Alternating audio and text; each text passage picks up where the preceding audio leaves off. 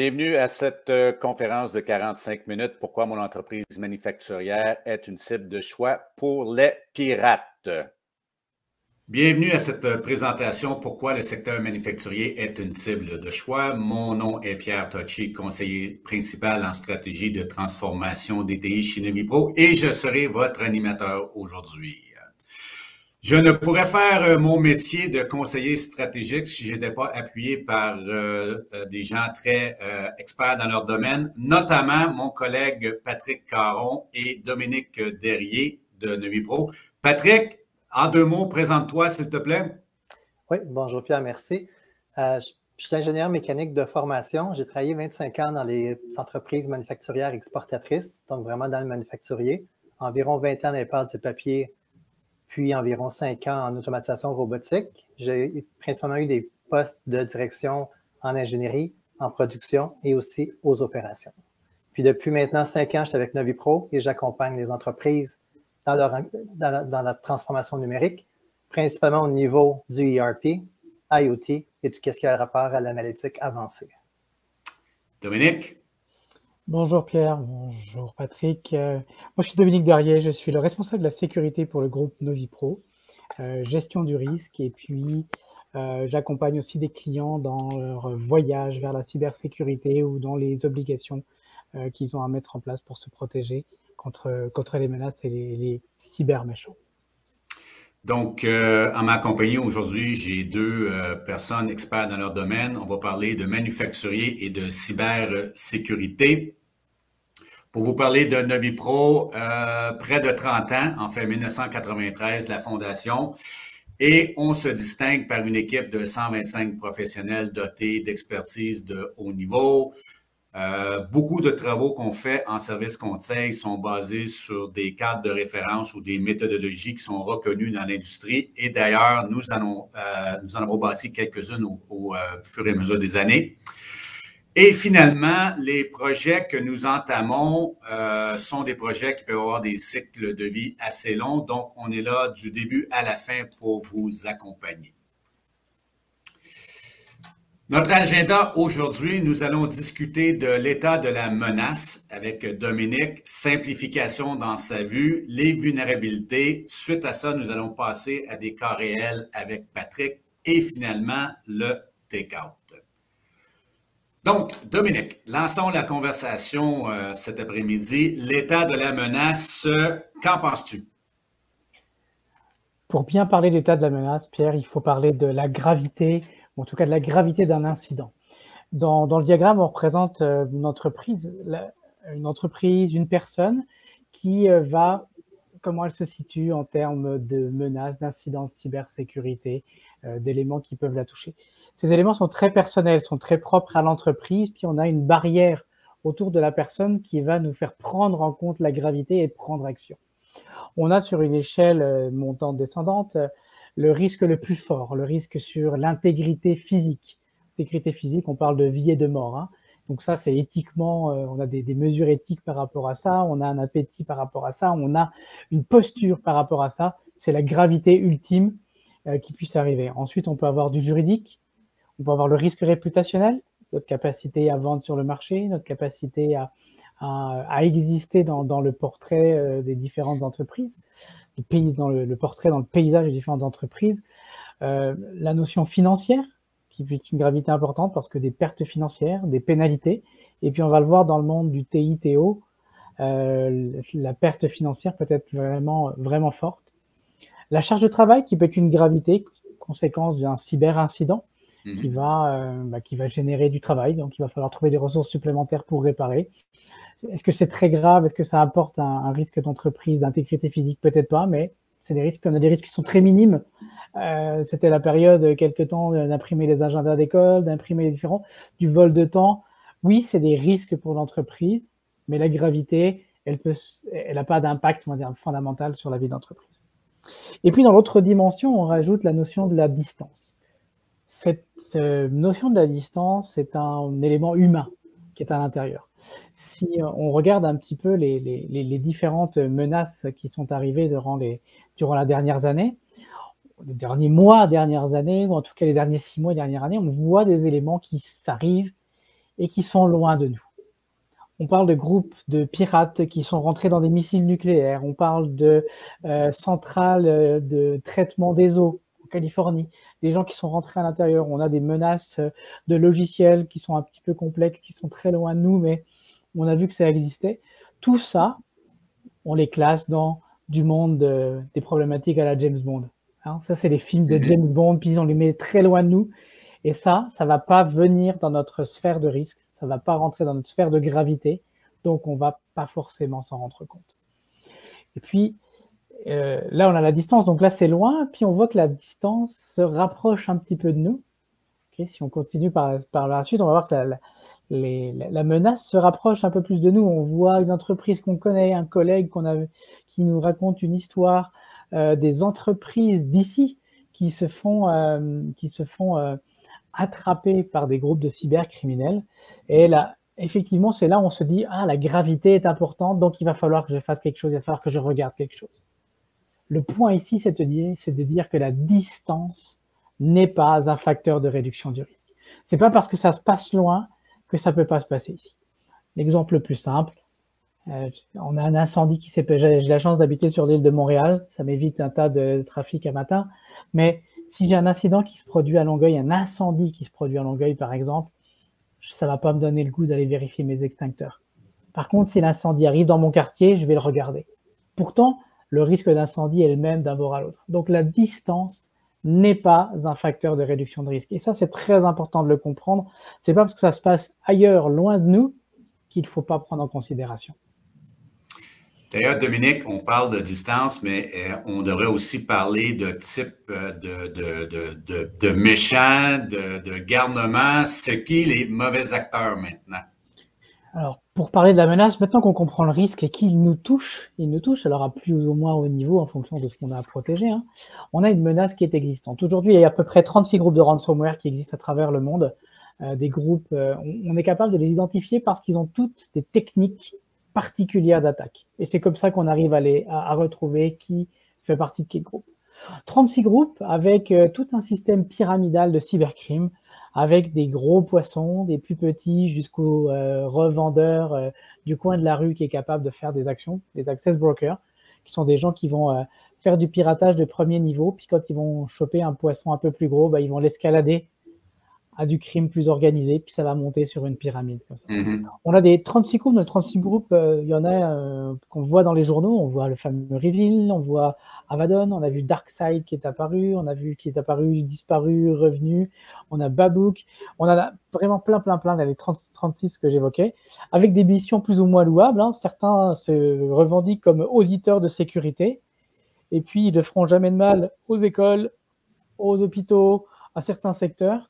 Et puis d'autres ne s'en cachent même pas, ils sont là pour faire de l'argent illicite. Donc, 36 groupes qui existent. On a les fameux 11 États, il y a une onzaine d'États, 11 États qui sont capables de faire des actions plus ou moins criminelles ou douteuses, essayer d'influencer sur des élections, faire de la propagande. Donc, c'est vraiment des jeux politiques qui sont à l'intérieur de ça. Donc, c'est une menace qui existe, débalancer du trafic, débalancer des économies, ça peut être dans un acte, là on parle de cyberguerre. Et puis, si on regarde le graphe avec en rouge avec la grande courbe, là on voit pas très bien, mais les deux facteurs, les deux cibles les plus intéressantes ou les plus frappées durant la dernière année, la dernière année en particulier, le secteur du manufacturing, les manufactures et de l'industriel pur, l'industrie lourde. Donc c'est vraiment les deux cibles qui sont vraiment exposées, ou en tout cas qui font le plaisir des attaquants, des cyberméchants, peu importe le nom qu'on peut leur, ceux qui nous veulent du mal. Le chiffre et les statistiques sont malheureusement contre nous. Une entreprise sur 3 a été victime d'un acte malveillant avec, on va dire, ransomware, le fameux mot ransomware, rançongiciel, qui représente une prime moyenne pour le pirate de 250 000 $. C'est pas mal la médiane, la moyenne qui est donnée de ceux qui ont évoqué publiquement, avec des pénalités de perte d'activité entre 15 et 90 jours. C'est les moyennes. Donc, il y en a qui essayent d'aller vers le un peu moins, puis il y en a qui tendent aussi vers le plus. Donc, la croyance qu'on a des backups et qu'on peut récupérer nos backups et on vient en dedans de quelques heures, quelques jours, c'est erroné de croire ça. On en parlera un peu plus tard dans l'échange, mais effectivement, il y a un petit bémol. En tout cas, il faut faire attention quand on pense être totalement armé par rapport à ça. D'accord. Maintenant, Dominique, en introduction dans l'agenda, tu nous parlais de simplification de l'équation. Qu'est-ce que c'est? L'idée, c'est pas de faire un cours de cybersécurité, c'est vraiment de donner l'image et de faire comprendre le plus simplement possible. Le risque, c'est un calcul simple de l'impact par la probabilité. L'impact, comment ça va faire mal par la probabilité d'avoir mal, ça va vous donner un élément de risque. L'impact, c'est facile à calculer. Vous produisez des tables, des chaises, des verres dans votre industrie. Vous êtes capable de se dire combien ça va coûter pendant 15 minutes d'arrêt, 20 minutes d'arrêt, 2 jours d'arrêt, 10 jours d'arrêt. Vous êtes capable d'avoir l'impact. Ça, c'est grossier, j'allais dire, sur juste la perte de production. Vous pouvez avoir un impact d'image que vous pouvez calculer, un impact sur vos contrats, etc., des pénalités. Donc, l'impact, c'est le premier composant, puis on ne peut pas trop le changer puisque c'est la nature de votre entreprise, de votre business. La probabilité, double facteur, la menace, le nombre de gens qui vous veulent du mal. Vous êtes le fabricant unique d'un produit unique où tout le monde vous jalouse. Ben effectivement, il y a peut-être plus de menaces parce qu'il y a plus d'intérêt à les voir. Et l'autre composante qui sont les vulnérabilités, c'est-à-dire les points qui sont existants, des vulnérabilités de personnes, de processus ou d'outils, des points sur lesquels on est capable d'appuyer pour provoquer un accident. L'impact par la probabilité donne le risque. Du côté, si on renverse ça du côté des pirates, ben, pour le pirate, lui, ce qu'il va voir, c'est le gain, qui est en gros votre impact. Votre impact, il va transformer ça en gain. De la probabilité, lui, il va les transformer en facilité, c'est-à-dire la facilité de pouvoir rentrer dans votre infrastructure. Les vulnérabilités que vous avez, puis le niveau de menace qui pourrait être, j'allais dire, dans la tendance. On retrouve dans cette équation la notion de vulnérabilité. Et le dernier point, ben, le pirate, lui, ou l'acteur malveillant va prendre le gain par la facilité, il va transformer ça en opportunité. Et on a bien les deux côtés d'une pièce, risque et opportunité. Le symbole, j'aime à dire ça, le symbole chinois de crise, c'est crise et opportunité. C'est le même idéogramme pour avoir les deux notions. Et bien, c'est les deux côtés d'une même pièce. Le risque pour l'entreprise va devenir une opportunité pour le pirate. Et le facteur sur lequel on peut jouer, c'est un des facteurs, ou en tout cas le facteur que je vous propose aujourd'hui, c'est les vulnérabilités qui sont présentes dans vos environnements. Donc, ne rendons pas l'utilisation des vulnérabilités facile. Exactement. On a classé... Maintenant, si on parlait de vulnérabilité... L'objectif pour les groupes malveillants, le plus facile pour rentrer, faire prendre ce qu'il y a de plus mal. On a un côté un peu, pas feignant, mais on a un côté, on va dire, il faut que ce soit aussi facile. Plus c'est facile pour rentrer, plus vous donnez l'opportunité aux pirates de rentrer, puis ils vont être très contents de pouvoir se déplacer à l'intérieur des réseaux.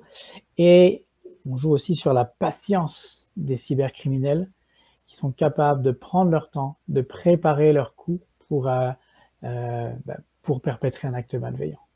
Et Patrick va pouvoir exposer les différents points parce que dans le monde du TO, on a des vulnérabilités qui sont intrinsèquement présentes dans les infrastructures, dans les processus, avec les personnes, en tout cas dans la façon de gérer.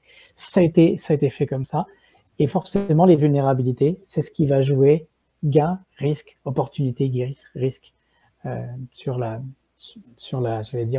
face aux menaces.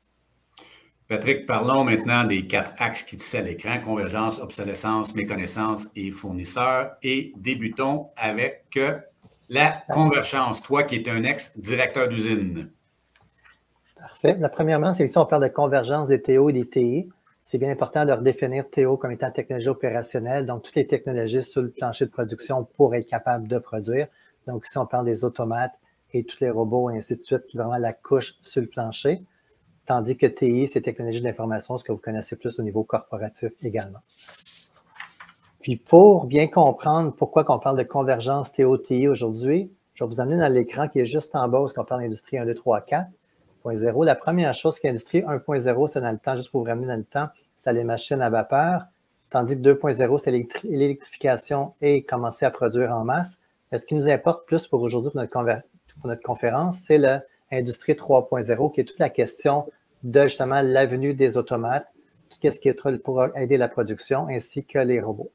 Puis maintenant, pour y aller à l'industrie 4.0, ce qu'on veut faire ici, c'est qu'on parle de connectivité entre les équipements, mais aussi connecté au système ERP pour être capable d'avoir des consommations en temps réel, mais aussi être capable de donner une visibilité aux lignes d'affaires qui demandent vraiment plus d'avoir de l'information sur le plancher en sachant que cette information-là est disponible. Évidemment, ils veulent plus la consulter. Le problème qu'on a, par contre, comme on peut voir dans l'image du bas, c'est que le TO et le TI, c'est deux équipes qui n'ont pas vraiment travaillé ensemble dans le passé. Le TO, ils ont vraiment travaillé dans leur côté. C'est des ingénieurs, la plupart du temps, des ingénieurs de production. Ils vont s'assurer que la production soit optimisée en tout temps. Tandis que les TI, mais ils n'ont pas de visibilité nécessairement sur qu'est-ce qui se fait sur le TO, d'où le mur, tout ce qui vient de mur. Puis ce qu'il faut bien comprendre aussi, le petit graphique à droite, c'est que les priorités pour le TI et le TO sont complètement différentes. Pour le TI, c'est vraiment la sécurité de l'information, la confidentialité, tandis que le TO, comme on disait tantôt, il faut s'assurer que la production soit au maximum. Donc ici, on pense plus de productivité, donc d'avoir des accès très rapides aux données, très rapides à tout ce qui est la disponibilité, mais surtout, on parle ici de safety, plus au niveau de santé et sécurité pour le personnel, qui est complètement différent de la sécurité informatique. Oui. Oh, excuse-moi, Patrick. Ce qui est étonnant, c'est que le mur du milieu démontre bien qu'à travers la même usine, on voit le monde complètement différemment au point de vue sécurité. Absolument. On a bâti le mur parce que notre usine était sécure, parce que personne ne rentrait dedans. Maintenant, on doit laisser rentrer les gens dedans et on ne comprend pas comment les gens de sécurité, comme notre chef de la sécurité informationnelle ici présent, voient le monde complètement à l'opposé. Absolument. C'est pour ça qu'on a un enjeu de fluidité, puis c'est pour ça qu'on dit que le mur doit être brisé pour vraiment optimiser la flexibilité. Évidemment, en faisant ça, ça fait une fusion des systèmes, donc fusion des risques indirectement. Par contre, avec l'augmentation des risques, on a aussi une augmentation du gain qui n'est vraiment pas négligeable. Oui. Puis, un des enjeux, c'est ce que j'ai vu avec toi en usine, c'est l'obsolescence des infrastructures. Oui, il faut comprendre que les TO, ça a été construit il y a 25 ans et même plus, pour au moins 25 ans. Ce n'est pas des technologies qui sont renouvelées à chaque année. Au contraire, c'est construit pour longtemps. Il y a plusieurs installations présentement qui ont été installées avant même la venue d'Internet. Fait que c'est sûr qu'il n'y a pas de connectivité pour Internet, même IoT ou quoi que ce soit. C'est vraiment une autre époque. Puis aussi, ça a été installé sur plusieurs projets. Fait qu'on n'est pas nécessairement, mettons, tout ce qui est automates. On peut avoir des automates qui ont été installés il y a 30 ans sur une phase d'un projet. Il y a eu une modernisation d'une autre partie de l'usine ou une expansion.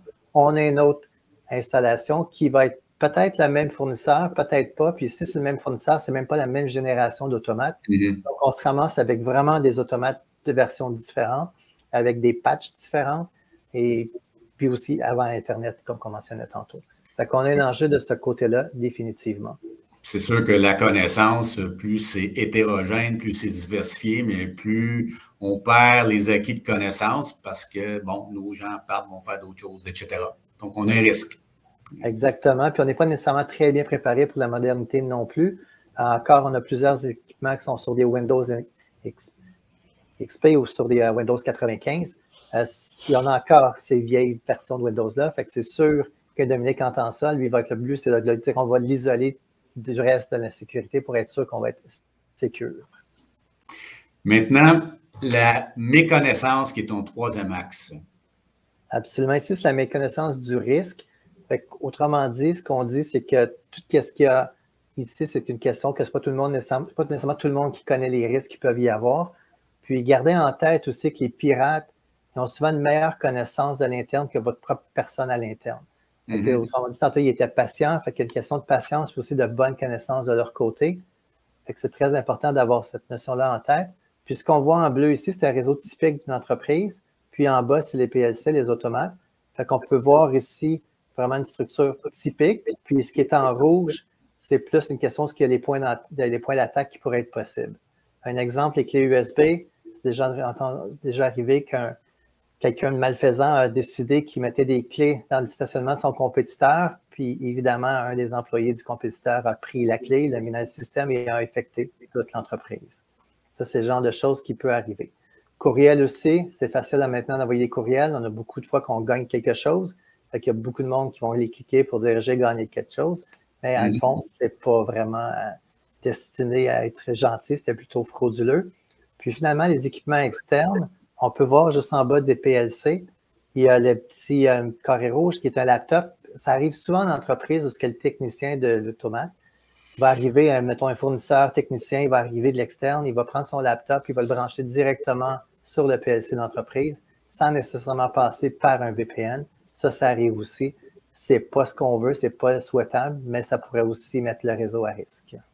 Oui, avant de passer aux fournisseurs, Patrick, ce qu'on voit sur le graphique, c'est que les menaces rôdent autour. Hein. Dans le bleu, oui, c'est nos acquis. Et autour, on voit très bien qu'il y a des menaces externes qui sont en rouge. Puis aussi, est-ce que ce serait judicieux de dire que nos employés, au fur des années, ont installé des choses par bienveillance, croyaient que c'était bon dans le temps, dans le cas, dans la situation. Mais malheureusement, on ne peut pas savoir qu'est-ce que l'autre a fait. Puis 10 ans en avant, lorsqu'on a installé nos périphériques, ben, on n'était pas conscient de ce qui pourrait arriver. Donc, il y a beaucoup de bonnes intentions, mais qu'aujourd'hui, peuvent peut-être se retourner contre nous. Exactement. C'est difficile de savoir le futur. Oui, exactement. Maintenant, si on parlait de fournisseurs. Oui, que ce soit le fournisseur qu'on parlait tantôt, qui est le technicien qui arrive avec son laptop pour se brancher à l'automate, ou simplement le fournisseur qui va gérer les caméras de sécurité, par exemple, dans un système cloud public. On peut le voir, on a déjà vu chez un de nos clients, à partir du système de caméra, on a été capable de se rendre sur le réseau Théo. Fait qu'il y a vraiment une question de risque. Puis, il faut vraiment voir les fournisseurs, est-ce qu'ils ont accès complet à tout notre réseau, à une partie, est-ce qu'ils ont des accès distants. Puis, ce qui est important, c'est vraiment d'avoir un besoin de certification, autrement dit, de s'assurer que le minimum soit fait pour chaque fournisseur, pour qu'on sache à quoi ils ont accès et qu'est-ce qu'ils peuvent faire. D'ailleurs, Dominique, une des dernières attaques publicisées a été faite par notre mise de monitoring de fournisseurs, n'est-ce pas? Oui, on a eu 2 grosses attaques dans les 6 derniers mois. Il y a eu SolarWinds et puis Kaseya, qui sont des outils tiers de gestion de parcs et d'environnement. Et effectivement, c'est toujours mieux de venir pirater l'outil qui est utilisé par des milliers de personnes plutôt que d'attaquer une entreprise en particulier. Donc, c'est très, très intelligent. L'intelligence cybercriminelle de passer par les fournisseurs est effectivement très, j'allais dire, très judicieuse. Le principe est assez judicieux et puis du coup, bah, c'est un fact. C'est déjà arrivé il y a plusieurs années avec la crise WannaCry, où c'est arrivé par des mises à jour de logiciels frauduleuses, puis ça a impacté énormément de monde. En entrée de jeu, tu nous as parlé de facilité d'accès. Si on regardait au niveau réseautique et les tranches de fromage, qu'est-ce que tu nous dis avec ça? Mon point, c'est de pouvoir expliquer simplement des concepts relativement complexes. Vous avez compris dans l'échange avec les 4 points de Patrick que les vulnérabilités qui sont dans les réseaux TI-TO, TO, technologie d'opération, tous les milieux industriels, il y en a.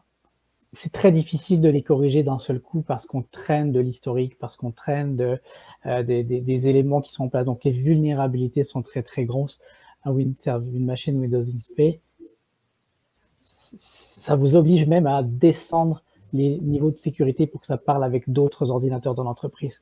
Donc, c'est très compliqué. Donc, l'objectif avec ces tranches de gruyère, c'est de se dire, chaque couche, chaque élément de protection, que ce soit la formation des gens, que ce soit les processus mis en place, que ce soit des outils d'installation, des mises à jour, etc., on doit essayer au maximum de limiter la tranche de gruyère, limiter le nombre de trous au maximum, parce que ce qu'on veut surtout pas, c'est qu'il y ait un chemin direct entre une menace, un danger et l'accident. On veut pas que ça traverse d'un seul coup. Il faut que si ça passe une couche, ce soit bloqué par celle d'après. Malheureusement, trop souvent dans les milieux industriels, les tranches du gruyère le trou est vraiment très très large et donc du coup donne beaucoup plus d'opportunités de traverser toutes les couches. Et c'est là le point d'attention, c'est de vraiment travailler à réduire. On peut pas faire le 100% parce que ça peut coûter très cher de faire le 100%. Par contre, on peut pas avoir juste le tour de la tranche de gruyère puis rien au milieu. Donc il faut travailler à réduire ces vulnérabilités-là. Donc, si on arrive dans une situation où est-ce qu'on peut être à risque, comment est-ce qu'on y répond? Pour une fois, la première chose, c'est d'identifier ces vulnérabilités. Ça, c'est le premier point. Et puis, on a l'occasion d'en voir, encore une fois, sur plusieurs niveaux. Comment on y répond? La chose la plus simple, c'est la note de service. S'il vous plaît, ne faites pas ça. S'il vous plaît, lisez 3 fois votre courriel avant de cliquer. S'il vous plaît, ne mettez pas des clés USB. Ça, c'est la note de service, c'est le point, c'est le minimum qu'on peut faire, qui doit être fait pour au moins notifier le monde. Pour pas avoir l'erreur de quelqu'un qui dit « Je savais pas qu'on pouvait pas brancher des clés USB que ramasser sur le parking, sur le stationnement. » Ce type de réflexion ne peut pas avoir lieu. Donc, la note de service, c'est le premier élément. En termes d'efficacité, c'est une alerte qu'on met en place, c'est un message verbal, un message écrit. Donc, j'allais dire, voilà, c'est une règle qui a été mise. Si on ne suit pas la règle, ça ne peut pas fonctionner. L'étape d'après qui apporte un peu plus d'efficacité, ça va être les processus d'enchaînement, les enchaînements des différentes actions pour s'assurer qu'on contrôle bien la chaîne, la mise à jour, le processus, le suivi. Bref, on va s'assurer qu'on est dans une efficacité, qu'on est capable de surveiller ces éléments avec des actions qui sont maîtrisées. Okay, donc, quand on écrit un processus, ça prend de connaître ce qu'on va faire. Donc, ça permet de formaliser. Puis, une fois qu'on a un processus, on est capable de l'améliorer au fur et à mesure. L'étape d'après, c'est la partie d'outillage. Une fois qu'on a bien décrit ce qu'on veut faire, on va être capable de l'automatiser avec une sorte d'outil qui peut répondre à un besoin. Et ça va bien dans ce sens-là. On ne choisit pas un outil, puis on regarde qu'est-ce qu'on peut faire avec. Qu'est-ce qu'on a besoin de faire et on va prendre l'outil pour faire. C'est la façon de monter en efficacité. Oui, ça peut coûter un peu plus cher parce qu'on va acheter des distances, parce qu'on va devoir le configurer et devoir l'opérer. L'opération va être importante. Si vous achetez un outil, vous le posez, vous le branchez, puis ça sert à rien parce que vous allez dormir, mal dormir, vous allez avoir un faux sentiment de confiance par rapport à ça. Les services qui sont par la suite, si vous n'êtes pas capable d'opérer, basculez vers du service, quelqu'un qui va s'occuper de ça pour vous. Et puis l'étape d'après qui est la réarchitecture, qui est on va repenser le modèle, on va vraiment regarder, changer tout un système, une chaîne de production pour la mettre à jour. Ça se fait pas du jour au lendemain. Donc ça prend effectivement ces étapes d'efficacité supplémentaires, à mettre en place avant de pouvoir repenser une architecture. Ce qu'on veut surtout pas, c'est traverser la ligne rouge. Parce que la ligne rouge, c'est l'accident. Puis là, les dépenses sont obligatoires. Il va falloir prendre action, il va falloir gérer. Là, ça va être obligatoire et ce ne sera plus un choix, ce sera une obligation. Donc, la question qui fait mal, Dominique, si le pirate arrive? Si le pirate arrive, c'est très simple, c'est parce qu'il y a eu une vulnérabilité humaine, processus technique. Donc ça, c'est vraiment le premier point d'entrée qui va permettre de rentrer dans l'entreprise. Et c'est pour ça qu'il faut vraiment essayer de blinder cette partie-là, vraiment de s'assurer qu'on est confortable sur cette point. Il y a d'autres vecteurs qui peuvent arriver, mais ceux-là, c'est vraiment les points qui permettent de rentrer à l'intérieur de l'entreprise. Une fois que le pirate est rentré, il y a un parcours qui est très fléché en termes de parcours. Il y a un guide de pirates, ça existe, c'est connu. C'est tellement connu qu'on est capable d'attribuer à des groupes de pirates, parce que leur schéma d'attaque est connu. Et une fois que le pirate est rentré, il va exploiter, il va essayer de faire de la dissimulation, il va se cacher, il va faire des mécanismes pour pouvoir revenir. Si jamais on l'efface, il y aura mis une petite porte par en arrière que vous n'avez pas vue pour pouvoir re-rentrer à nouveau. Ça va permettre d'avoir la persistance. Il va faire du sabotage, c'est-à-dire qu'il va arrêter certains services dans l'entreprise sans que vous le voyez. Il va faire de la latéralisation, c'est-à-dire qu'il va se propager à l'intérieur du réseau pour essayer d'en avoir plus possible. Une fois qu'il a fait ça, il va commencer à faire un peu d'exfiltration des informations et il va évaluer le potentiel commercial de vos données. je dis bien volontairement la valeur commerciale, la valeur marchande de vos données, parce que c'est là où il va préparer le vrai acte visible, celui qui va faire vraiment mal, qui va se transformer sur la rançon. Rançon logicielle, rançon sur la diffusion, soit dit en passant le win-win. Hein. Si tu payes pas, je vais le revendre à quelqu'un d'autre. Dans tous les cas, je vais gagner. La revente, la rançon sur un déni de service, je vais te bloquer jusqu'à ce que tu puisses plus rien faire. Puis ça va tellement te coûter que tu vas te sentir obligé de me payer. Et malheureusement, la démarche se passe en moyenne sur 280 jours, moyenne de marché, le temps le temps moyen à la détection, le temps moyen sur la réaction. Parce que c'est tout le jeu des groupes de cybercriminels de valoriser la donnée. Et ça, c'est un vrai piège. Oui, ce qui est épeurant ou étonnant, c'est que les mauvais acteurs prennent leur temps, 280 jours. Par contre, la conséquence ou l'action qui nous est demandée, c'est pas des mois, là. C'est 30 minutes, 1 heure maximum et on doit nous passer à l'action. Donc, cause à effet très rapide. C'est ça, il faut éliminer les vulnérabilités. En sécurité physique, on met des barrières, des clôtures, des points. Le poste de garde, il n'est pas collé sur la rue. Il y a plus au niveau de la sécurisation, plus de sécurité, plus le porte de garde, il est très loin. Il y a plusieurs étapes à faire parce qu'on veut voir venir la menace pour pouvoir se préparer à y faire face. Si on n'a pas de gestion de vulnérabilité, si on ne traite pas nos processus et nos outils, nos sensibilisations, on n'a pas ce gap pour voir venir la menace. Maintenant, malheureusement, ça nous est arrivé. On souhaite que ce soit minime comme demande ou comme impact. Je suis dans la dernière étape. Qu'est-ce qu'on fait? Le point, quand on parle de ce type d'incident, on parle pas, c'est pas un ordinateur qui a planté, un service qui a planté. On est dans un mode de crise. On est en mode de crise parce que qu'est-ce qui va se passer pour nos clients? Qu'est-ce qui se passe pour nos ressources humaines? Qu'est-ce qui va se passer du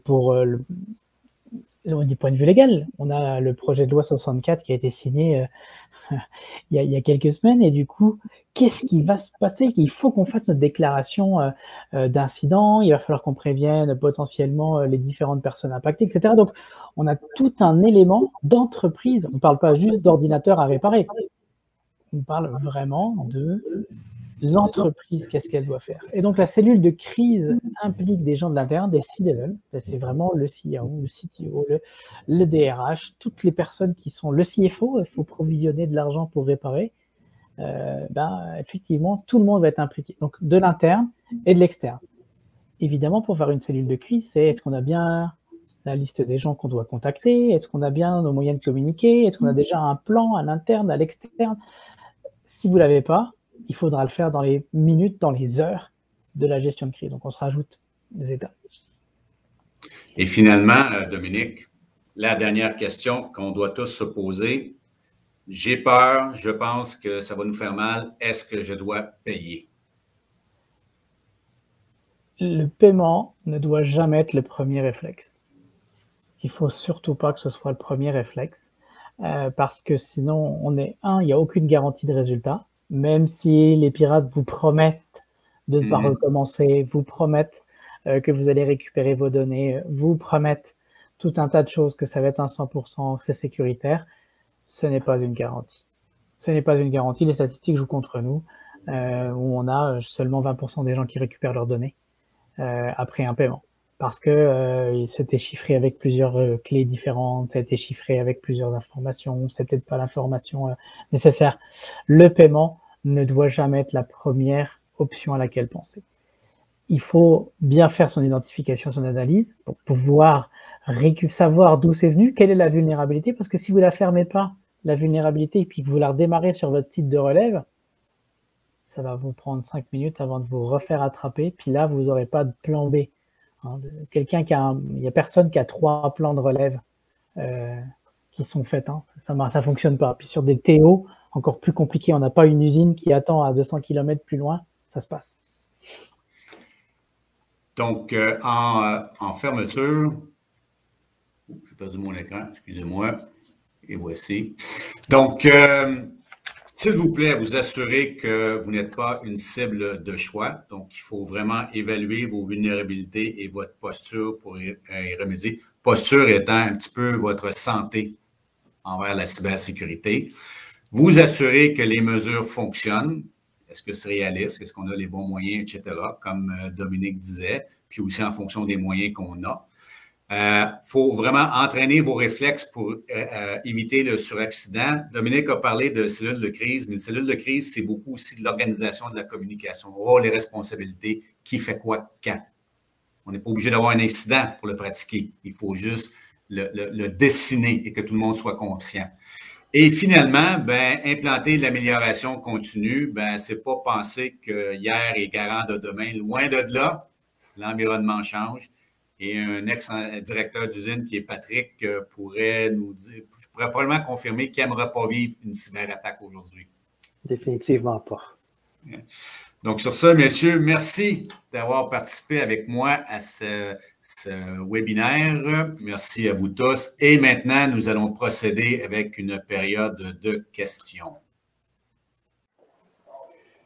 Eh bien, re-bienvenue. Comme vous le constatez, on n'est pas en studio. L'enregistrement a été fait avant hier parce que Patrick avait, pour le nommer, avait des problèmes de disponibilité aujourd'hui. Bienvenue, Patrick. Bonjour, Dominique. Bonjour, bonjour. Dominique et Patrick, nous avons eu des questions très intéressantes durant la reprise de notre conférence. J'en ai une ici. On a un délai moyen de 280 jours, 9 mois environ pour le malveillant qui nous observe. C'est ce qu'on a dit tout à l'heure, Dominique. Beaucoup de PME n'ont pas la capacité d'avoir une si longue rétention de sauvegarde. Quelle serait l'approche ou solution à favoriser? Qu'en dis-tu, Dominique? Bon, il y a une réponse qui me paraît évidente. Il faut éviter de se faire harponner par les méchants. Ça éviterait d'avoir...